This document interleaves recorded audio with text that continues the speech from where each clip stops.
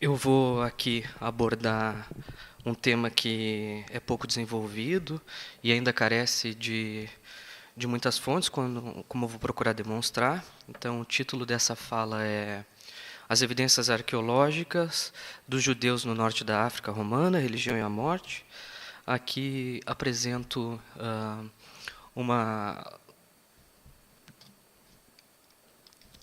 um mapeamento a respeito do norte da África atualmente, os países que compõem essa definição. Largamente eu vou falar a respeito de uma introdução sobre as fontes que nós temos a respeito dos judeus no norte da África e depois um estudo de caso pontual, ainda é um estudo incipiente. O embasamento teórico para o norte da África está nos textos da professora Bustamante, que nos coroa com sua produção. E é importante, então, salientar essa diferenciação, né, do que a gente tem a respeito do que se compreende do espaço do norte da África contemporaneamente, né, como esses mapas demonstram, e daquilo que era entendido, como a professora Bustamante ela pontua, sobre o entendimento de espaço dos romanos no norte da África. Então, os romanos limitavam essa região ao sul pelo deserto do Saara, a oeste pelo Atlântico, a leste pelo deserto da Líbia. E esse, então, seria uma região, né, seria uma referência geopaisagística limítrofe para diferenciar dos territórios e das práticas culturais do Egito. Nesse sentido, então, nós temos aqui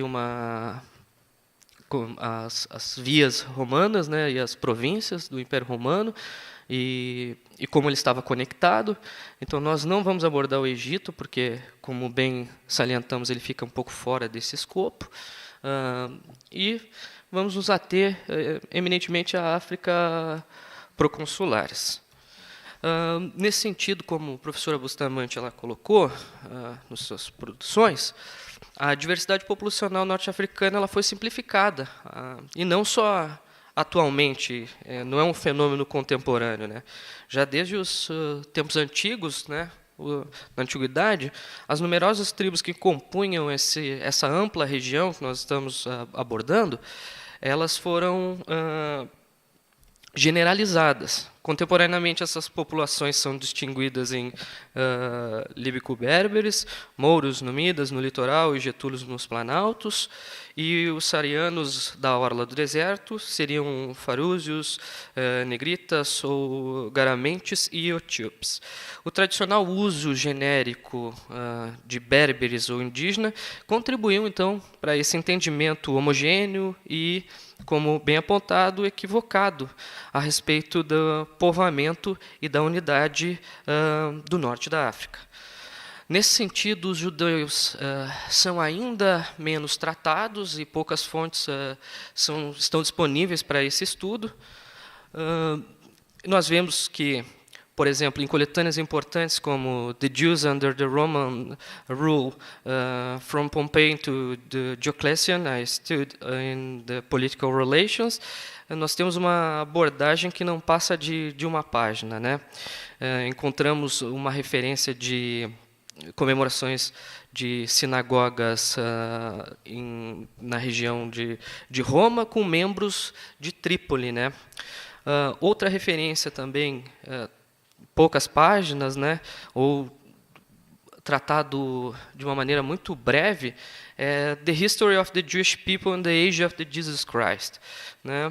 Ainda uma terceira, né, publicação, que também acaba por ou tratar minoritariamente ou mesmo negligenciar, é The Jews in the Mediterranean Diaspora, From Alexander to Trajan. Essas abordagens, então, todas elas acabam tratando as populações judaicas de uma maneira periférica, dando muito pouca atenção e subsídios para desenvolvermos o estudo dos judeus no norte da África. Mas, nesse sentido, é importante salientar que a evidência arqueológica ela contrapõe, na verdade, aquilo que nós temos de produção, seja arqueológica ou historiográfica, né? Então, a tábula pentugeriana, ela aponta uma presença no norte da África, como vocês podem ver aqui, e o deram. Então, a presença dos judeus já desde a antiguidade no norte da África. E as evidências arqueológicas para a presença judaica, como vocês podem ver nesse mapa aqui, ela é abundante, né, em todo o norte da África, certo?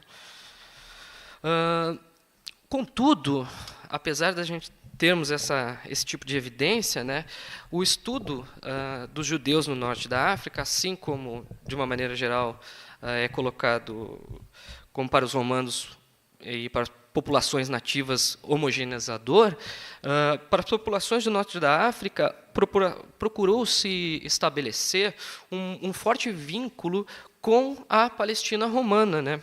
E principalmente com as práticas rabínicas das populações da Palestina romana e também da Babilônia, né? Enfatizando, então, interpretações para os achados arqueológicos que ligam diretamente essas questões e a materialidade aos escritos que foram posteriormente solidificados. E aí eu estou falando essencialmente do Talmud babilônico, né? Então, a ideia é sempre uma conexão direta da região da Palestina romana com todo o norte da África, né? Então, pormenorizado e com mais atenção, os judeus de Alexandria, né, e do Egito, eles recebem uma maior atenção nos estudos, mas das outras províncias romanas nós não temos praticamente nada, né?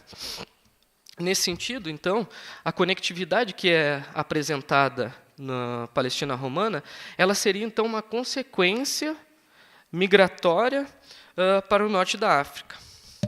O Talmud, para quem não conhece, é uma compilação de escritos judaicos, né? Aqui está o Talmud, ele é parte da formação básica de um judeu, você aprende as homilíadas rabínicas, né? E toda uma relação de costumes.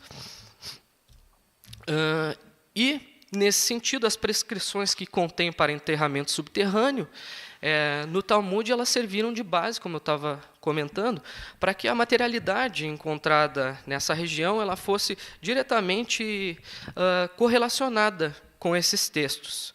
E o que eu vou procurar abordar aqui no estudo de caso que vem na sequência é levantar novos questionamentos a respeito disso, né, e procurar relativizar esse tipo de abordagem. Então, as prescrições para o enterro presentes nos textos rabínicos da Babilônia forneceram evidências suficientes nessa perspectiva para caracterizar uma metrópole inteira em Cartago, em Gamarta, como vou tratar, como talmúdica, e o grupo como judeus palestinos. Para Le Boer, que é uma publicação de 1981, o grupo teria imigrado diretamente, né, para o norte da África, dando origem, assim, às populações judaicas da região. Aqui uma representação de Cartago, e agora caminhando para esse estudo de caso dessa necrópole em Cartago, na Tunísia, que é Gamarta.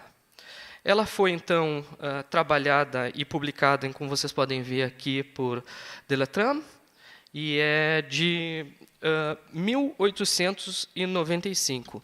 Então, essa interpretação de 1895 ela se tornou corrente, né, e só foi ser questionada, e vem sendo questionada, né,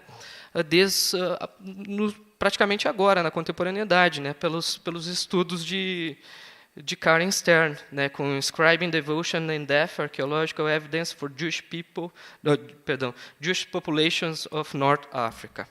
Então, a partir dessa nova perspectiva, uma perspectiva pós-colonial, né, pós-processualista também, uma série de questionamentos foram levantados, que vocês podem ver então como funcionava esse tipo de enterramento, né, no período romano, com todas aquelas práticas que já foram abordadas aqui nos dias anteriores. Então eu não vou retomar, mas a questão de que nós temos todo o pós-vida, ele acontece no submundo, né? Nós não temos uma relação de céu, né?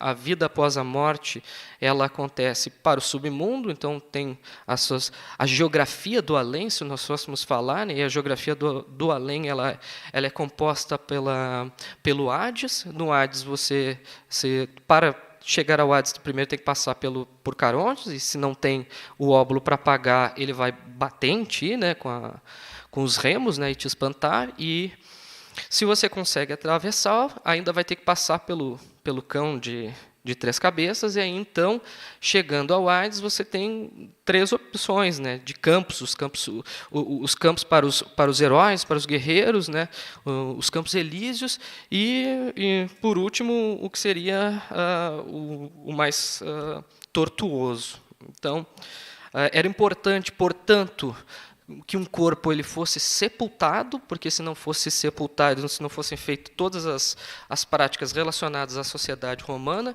essa alma, né, poderia afligir o mundo dos vivos. Então a preocupação não era somente dos judeus, né, mas de toda o conjunto da sociedade romana para o período, para que as expiações fossem feitas e para que a impureza ela não contaminasse a vida dos vivos, né?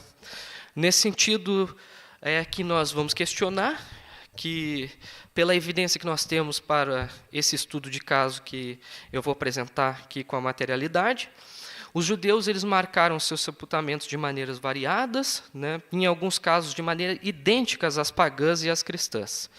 A evidência de que a crença na divinização dos antepassados estava disseminada entre os judeus no início do período romano é amparada pela epigrafia mortuária, como eu vou procurar demonstrar, que é algo que, quando se pensa e quando se fala em judeus, né, cairia numa relação de idolatria. Mas essa relação de idolatria, ou de monoteísmo, melhor falando, ela precisa ser melhor analisada, né? Então, quando a gente fala religiões monoteístas, né, pensamos a respeito de cristianismo e judaísmo, e sempre, primeiramente, o judaísmo como monoteísta. Mas o judaísmo ele não foi monoteísta, ele foi monoteísta no processo da Antiguidade Tardia. Ele é monólatra, né? Ele aceita que tenham outros deuses, mas você tem o seu Deus, o Deus de Israel, que batalha a batalha do seu povo. Então, ele é essencialmente, na sua essência, né, menos monoteísta e mais monólatra. Então, durante o período romano tardio, é que as práticas funerárias e comemorativas promulgadas indicam uma maior integração com os símbolos cristãos e, propriamente, com a religião cristã.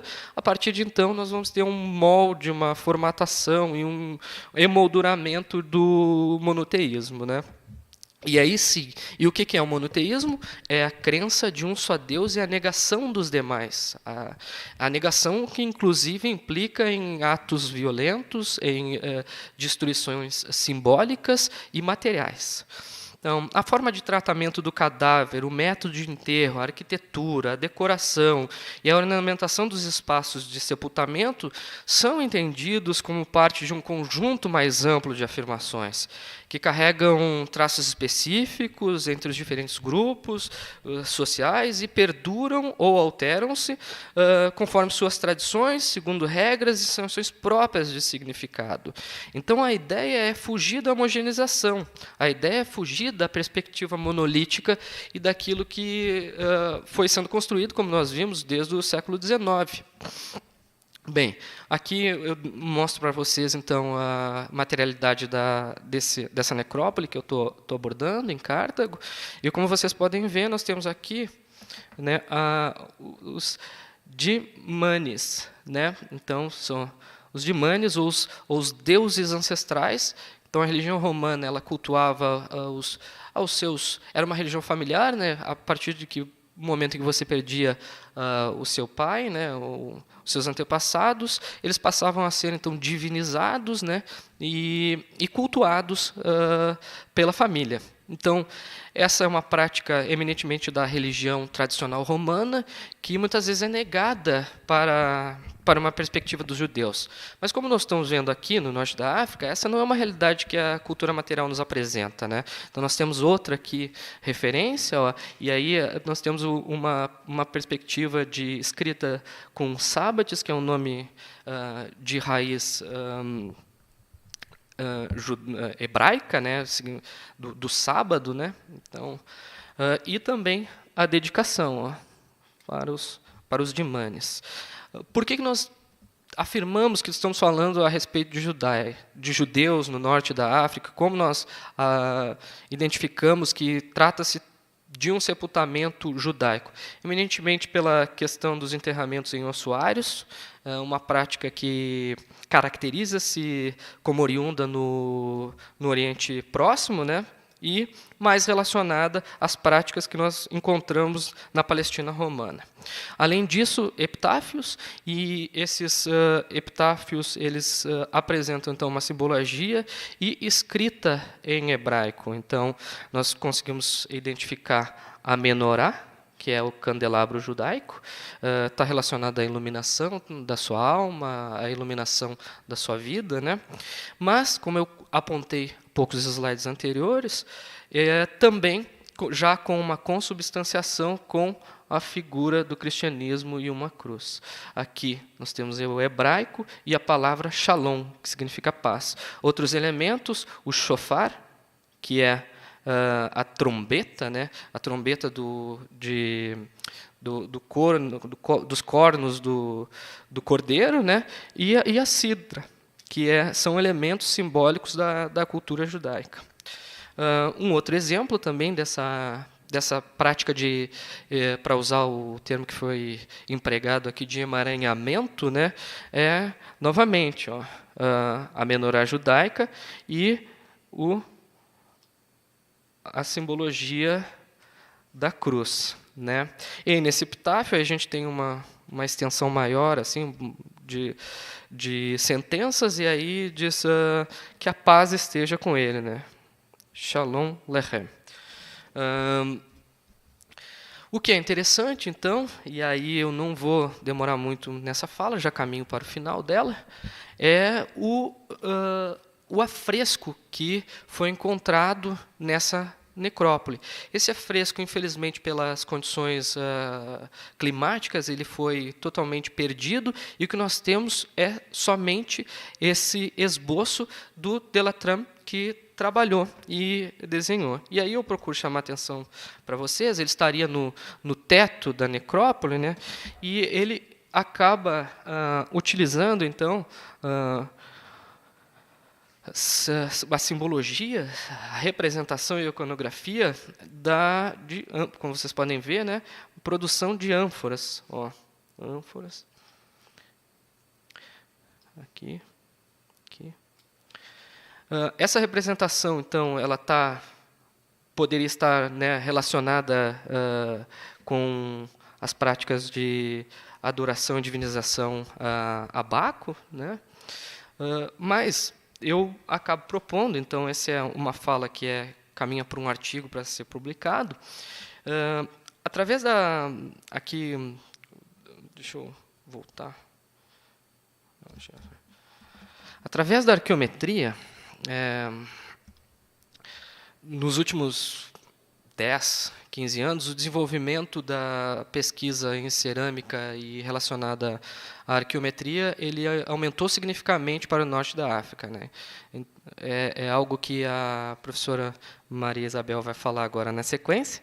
Eu não vou entrar muito, mas eu só quero pontuar que temos cientificamente, arqueologicamente identificados com pesquisas em petrografia cerâmica, que é, na verdade, definir de onde estão vindo a matéria-prima para a confecção da cerâmica, uma série de workshops, né, ou oficinas cerâmicas espalhadas por todo o norte da África. Então, o norte da África, a partir do século III da Era Comum, IV em diante, ele se torna um dos maiores produtores de cerâmica no Mediterrâneo Antigo.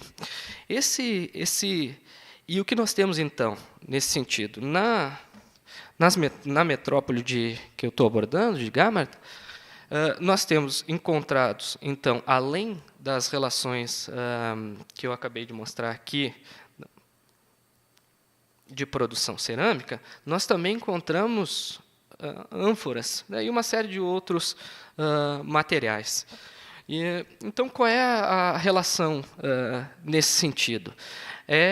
Duas proposições conclusivas. A primeira é de que as práticas identitárias para os judeus no norte da África, elas estavam muito mais relacionadas a esse emaranhamento cultural do que propriamente uma distinção, separação e definição, nós somos judeus aqui, vocês ficam lá. Então, os judeus do período, e esse é um conceito que é abordado na tese do professor oriental, né, que os judeus sempre são os judeus do período, e eles são sempre diferentes em cada período.